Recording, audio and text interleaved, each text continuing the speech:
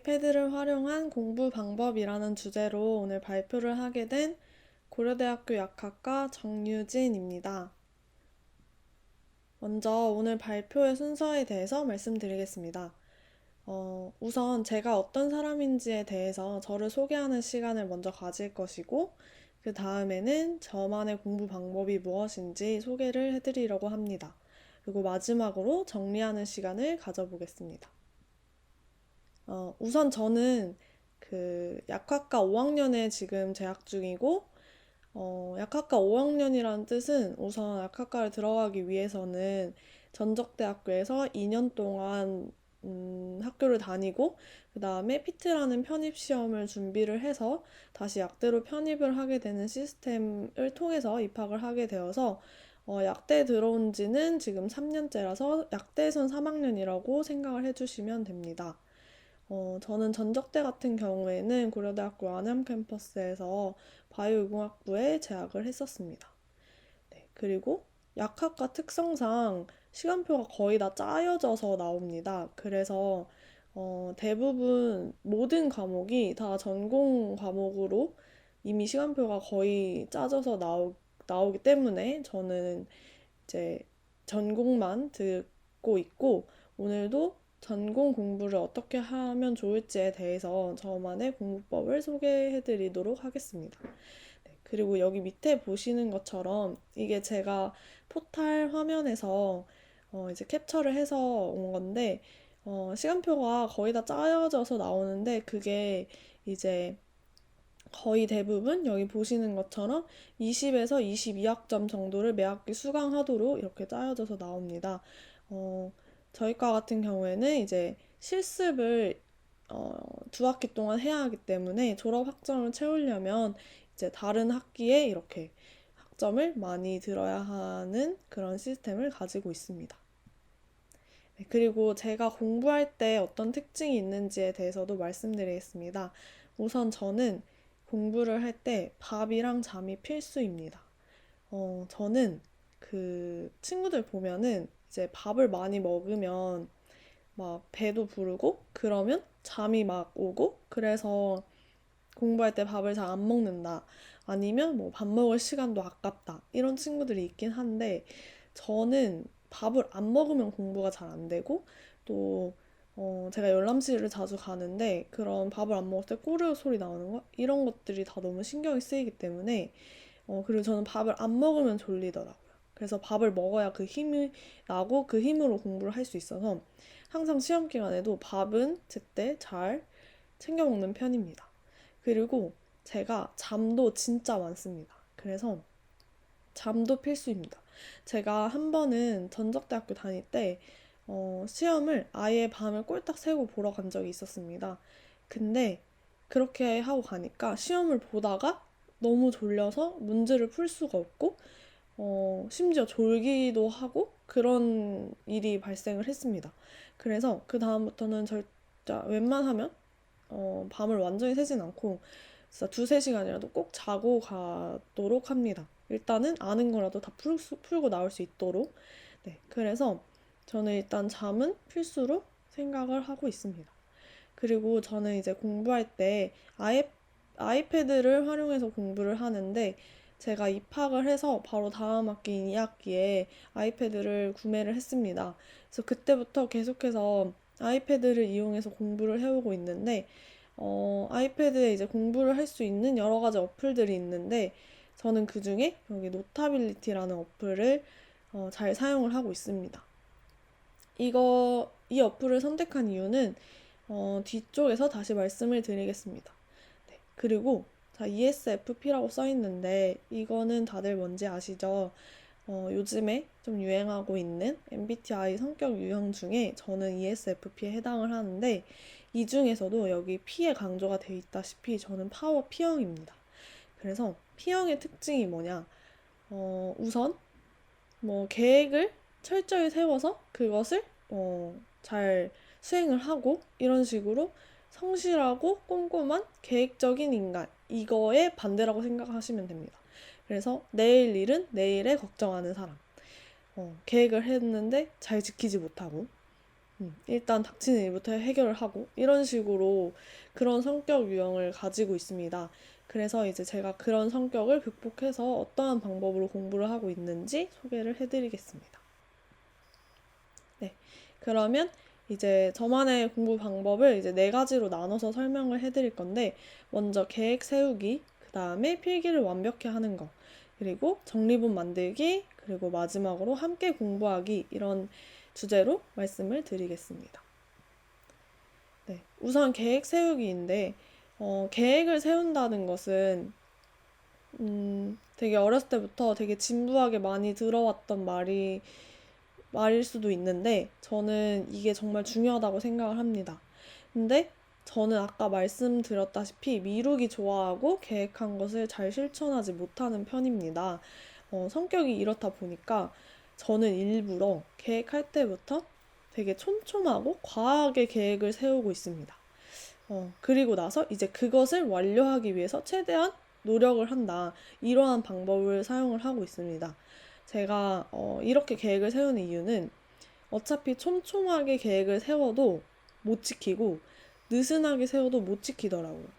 그래서 어차피 못 지킬 확률이 높은 거 차라리 촘촘하고 과하게 계획을 세운 다음에 그걸 최대한 완료하기 위해 노력을 한 다음에 그래도 못 지키면 느슨하게 세우고 못 지킨 것보다는 더 많이 할 수 있으니까 전 저만의 방법으로 이러한 방법을 찾아서 지금 그렇게 하고 있습니다. 네. 그리고 이제 계획을 세우는 데는 크게 두 가지로 나눠서 계획을 세우게 되는데, 먼저 시험 기간 시작 약 2주 전부터 큰 틀을 잡는 계획을 세우고 있습니다. 이걸 하는 이유는 우선 제일 큰 이유가 시간 계산을 위해서 이렇게 진행을 하고 있습니다. 이게 무슨 소리냐면, 내가 앞으로 공부를 해야 하는 양이나, 그러니까 내가 해야 할 것이 무엇인가, 그리고 공부를 위해서 내가 필요한 게 무엇인가, 이런 것들을 파악을 해서 이제 그런 시간 분배를 잘 하기 위해서 이렇게 계획을 세우고 있는데, 제가 좀 더 이해하기 쉽도록 제가 실제로 세웠던 계획표를 가지고 왔습니다. 여기 보시면 2020년 6월이라고 해서 바로 저번 학기 기말고사 때 제가 실제로 시험 한 2주 전에 세웠던 그런 계획표? 그런 것을 캡처해서 가져왔는데, 우선 그냥 제가 아까 말씀드렸던 이 노타빌리티 어플에다가 그냥 캘린더를 캡처해서 넣어놓고, 여기 보시면 이 애들이 제가 이제 이번에 시험을 보는 과목들입니다. 여기 이렇게 어떤 과목에서 보는지 쭉 써놓고, 그리고 여기 초록색으로 보이는 게 이제 시험 시간표입니다. 그래서 보시면 시험보다 한 2주 앞서서 아마 이때 9일 날인가 계획을 짰던 것 같아요. 그래서 2주 앞서서 이제 계획을 쭉 먼저 짰습니다. 네. 그러니까 이런 과목들을 이제 칸에 하나씩 넣는다? 이런 식으로 생각을 하고 시간 배분을 잘 하기 위해서 여러 번 수정하면서 계획을 짠 거고, 여기 보시면 수행한 것들은 이렇게 지우기도 하고, 뭐 예를 들어서 이렇게 6, 7, 8주차를 공부하려고 했는데 못했다. 그러면 이 계획을 이렇게 수정을 하기도 합니다. 여기 6, 7, 8이 또 있는데, 네, 이게 수정이 된 계획입니다. 네, 그래서 이런 식으로 이제 2주 전에 계획을 먼저 짜고, 그 다음에는 이제 매일매일 세부적인 계획을 세우고 있습니다. 저 같은 경우에는 공부를 하러 열람실을 자주 이용하는 편인데, 열람실에 가보면 그 자석을 배치받을 때 자석 배치표가 프린트되어서 나옵니다. 그래서 그 하얀색 종이 이제 뒷면에 백지에다가 이제 열람실 딱 도착해서 앉아서 이제 볼펜으로 그날 어떤 공부를 할 건지 이런 것을 계획을 거기다 세웁니다.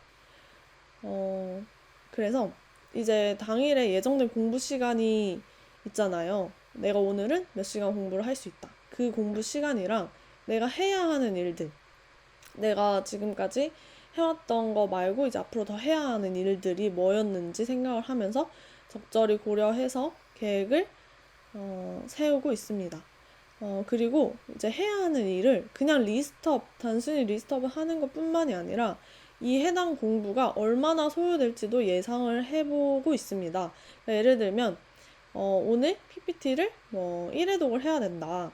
그러면 그냥 PPT 1회독 하기 이런 식으로 계획을 세우는 게 아니라 PPT를 1회독 하려면 몇 시간이 소요되는지 먼저 예상을 하고 옆에다가 5시간 이런 식으로 시간까지 다 써놓고 그래서 오늘 안에 얼마나 많이 공부를 할 수 있을지 먼저 예상을 해보는 편입니다.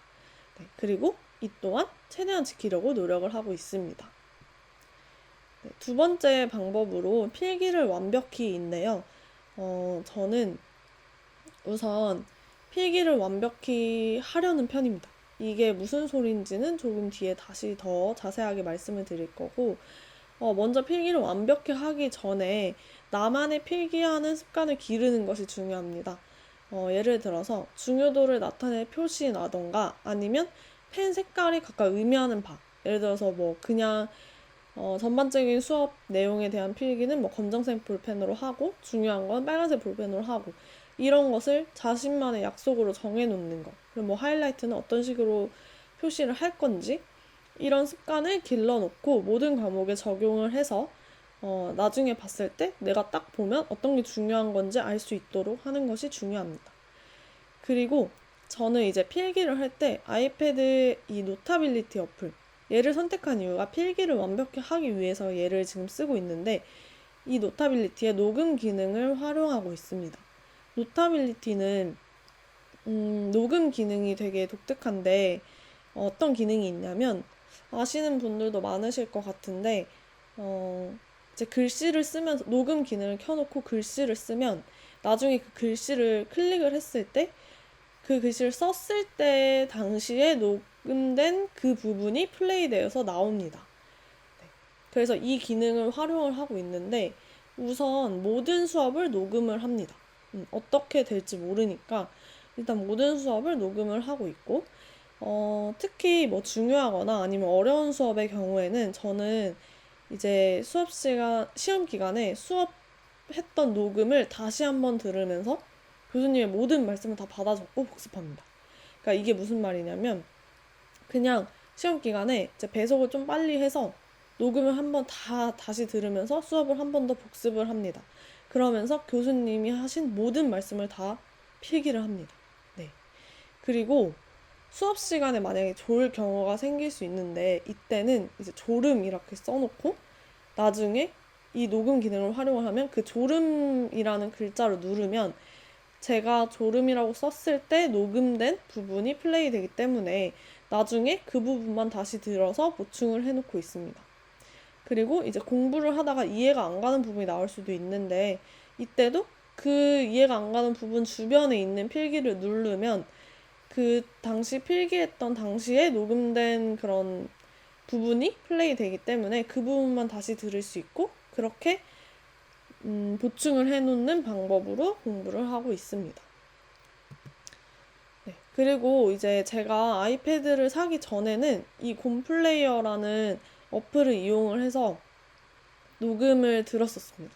그러니까 우선 핸드폰 녹음 기능을 이용해서 녹음을 먼저 하고 이 곰플레이어 어플을 통해서 플레이를 했는데 그 이유는 일단 재생 속도가 여기 보이시는 것처럼 0.1 단위로 다 조절이 됩니다. 제가 알기로 2배속까지 되는 걸로 알고 있습니다.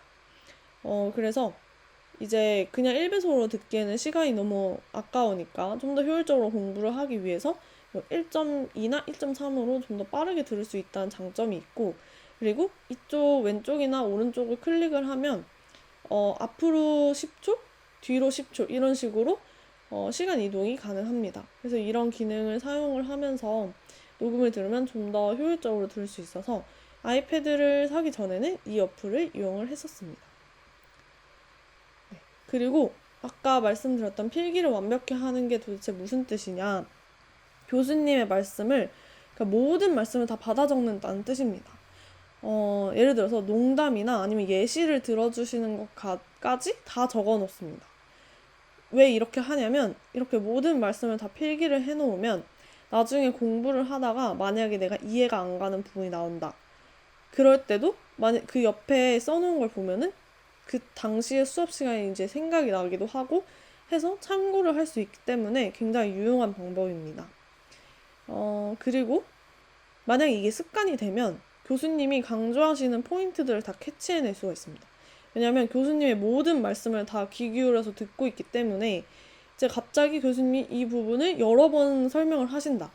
뭐 이런 것도 다 캐치해낼 수가 있고, 여러 번 반복해서 설명을 하신다는 거는 이제 중요하다는 뜻일 수가 있으니까 이렇게 교수님이 강조하시는 포인트들을 잘 캐치해낼 수 있다는 장점도 있습니다. 그리고 저 같은 경우에는 이제 모든 말씀을 받아 적다 보면은 많은 양을 한 번에 필기해야 하는 때도 오는데, 이럴 때는 블루투스 키보드를 이용해서 필기를 하고 있습니다. 그리고 또 이렇게 양이 많아서 키보드를 사용을 하더라도 이제 필기를 하다가 놓치는 부분이 나올 수가 있는데, 이렇게 필기를 하다가 놓치는 부분이 나온다.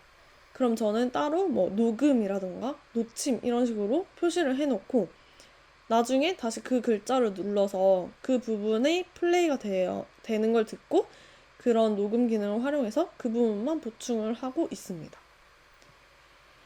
네, 그래서 이게 실제로 제가 수업 시간에 필기를 했던 그 PPT 화면을 캡처해서 가지고 온 건데, 우선 저 같은 경우에는 필기 방식이 여기 이렇게 하늘색 하이라이트, 얘는 이제 일반적인 애들, 그냥 교수님이 뭐 한 번씩 언급을 했다던가 뭐 읽으셨다던가 이런 애들은 이렇게 하늘색으로 표시를 하고 있고, 이 하늘색이 아닌 애들은 좀 중요한 애들입니다.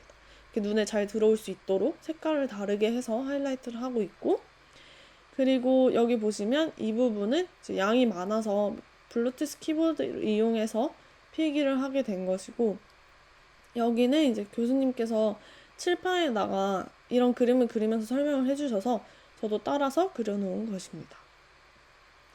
네, 이것도 또 다른 예시인데, 여기가 지금 잘 안 보이실 수도 있는데 이 글씨 같은 경우에는 보라색이고 이 글씨 같은 경우에는 남색입니다. 이렇게 두 가지 글씨가 색깔이 차이가 나는 이유가 뭐냐면, 우선 첫 번째 그냥 학교에서 수업을 들을 때 저는 이 남색으로 필기를 합니다. 남색으로 필기를 하고, 그 다음에 녹음을 통해서 보충을 할 때, 다시 한번 녹음을 들을 때, 이 과목 같은 경우는 어려운 과목이었기 때문에 제가 다시 한번 녹음을 들었었는데, 그때는 보라색으로 필기를 했습니다.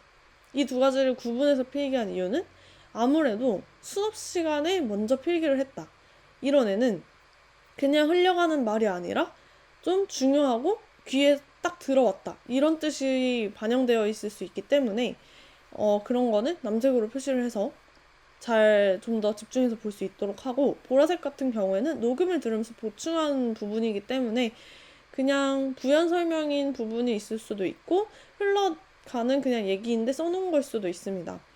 그래서 그 둘을 구분하기 위해서 이렇게 펜 색깔로 구분을 하고 있습니다.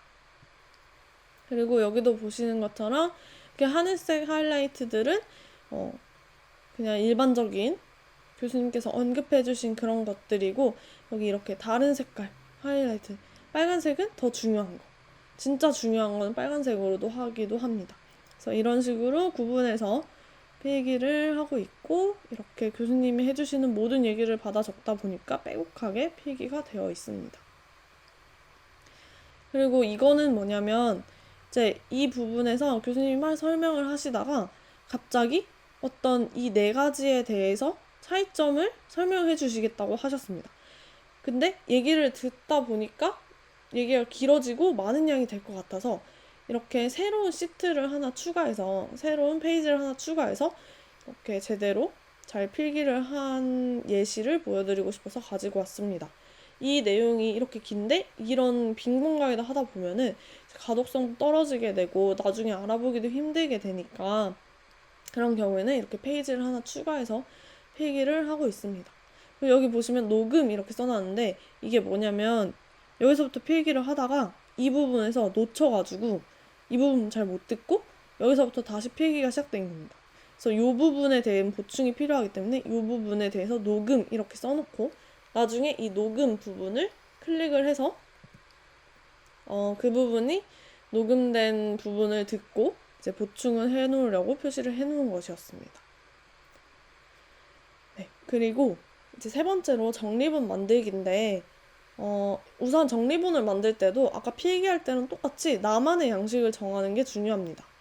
예를 들어서 번호를 어떤 식으로 매일 건지, 어떤 게 제일 큰 목차이고 뭐 세부적인 그런 목차는 어떤 번호로 매길 건지 이런 것도 정하는 게 중요하고, 그다음에 뭐 글머리 기호는 어떤 식으로 매길 건지 이런 것도 정하는 게 중요하고, 또 중요도는 어떻게 표시를 할 건지, 뭐 볼드체를 한다던가 아니면 밑줄을 긋는다던가 아니면 글자의 색깔을 바꾼다던가 이런 중요도에 따른 표시 방법을 나만의 양식으로 딱 정해서 모든 과목에 적용할 수 있도록 하는 게 이제 나중에 그런 정리본을 봤을 때 내가 뭐가 중요한지 알아보기 쉽기 때문에 이런 걸 약속을 정하는 것이 중요합니다.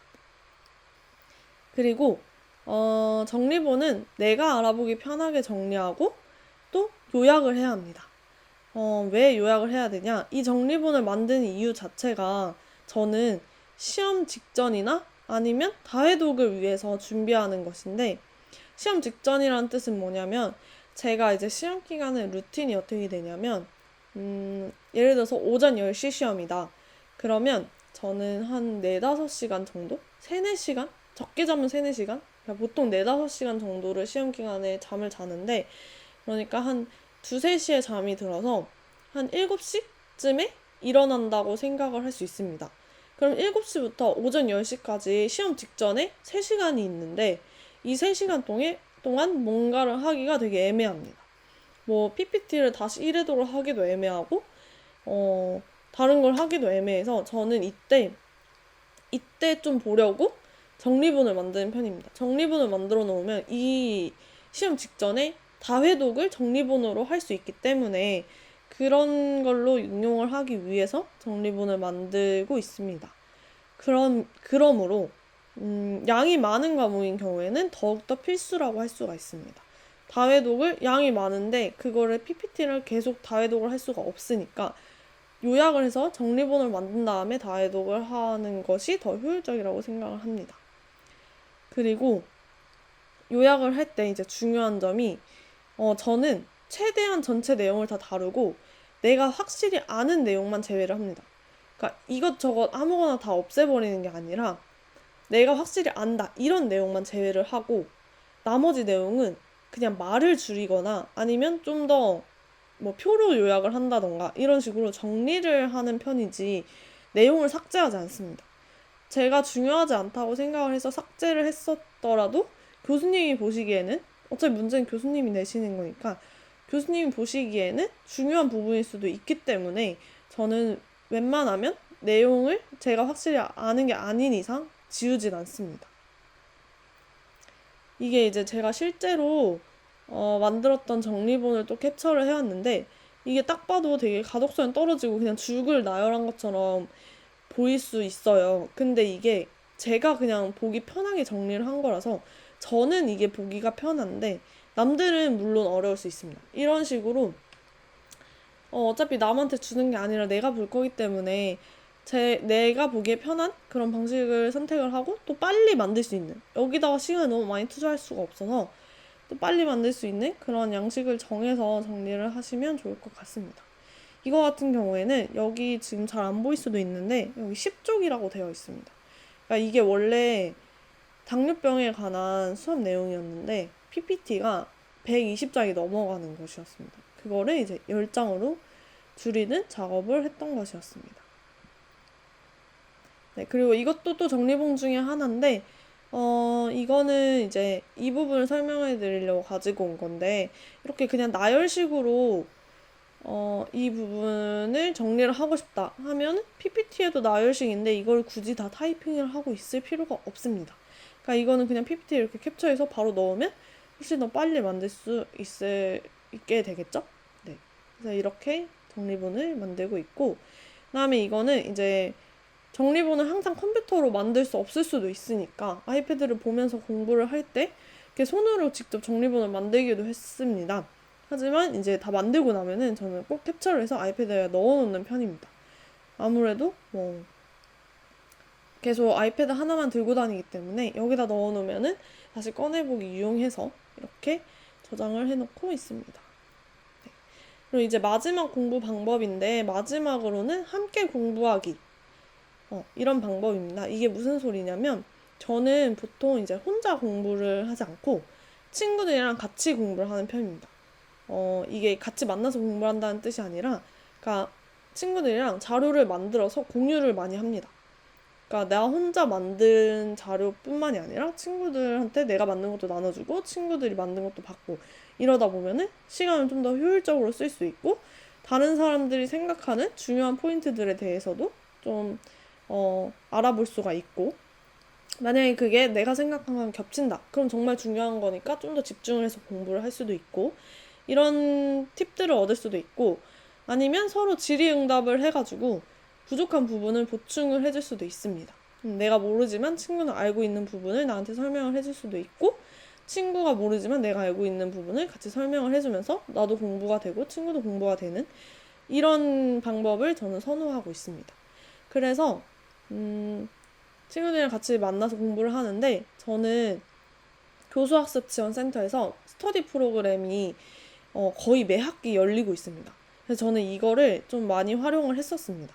어차피 친구들이랑 같이 공부를 할 거니까 이 스터디 프로그램에 지원을 해서 같이 이제 스터디도 진행을 하면서 친구들이랑 같이 공부도 하면 일석이조의 효과가 난다고 생각을 했기 때문에 거의 매 학기 참여를 했던 것 같습니다.